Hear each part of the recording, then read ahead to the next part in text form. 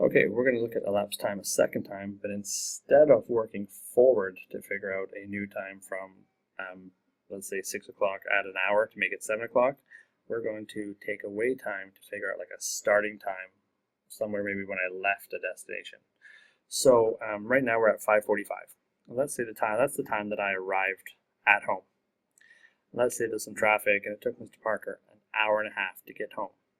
What time did he leave work? So we don't know the starting time, so we have to kind of work backwards before we work forwards. This time we're going to move backwards. So like I said, let's look at an hour and a half. So I got home at 5:45, but it took me an hour and a half to get there. What time did I leave work? So the first thing I'm going to do is I'm going to work back an hour. I remember we're working backwards because we're trying to find a new time. So it was 5:45, we take an hour off, it's now 4:45.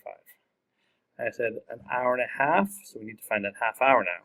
So if we go 5, 10, 15, 20, 25, 30, because I know 30 minutes is a half hour. So this is the time that I left work at 4:15.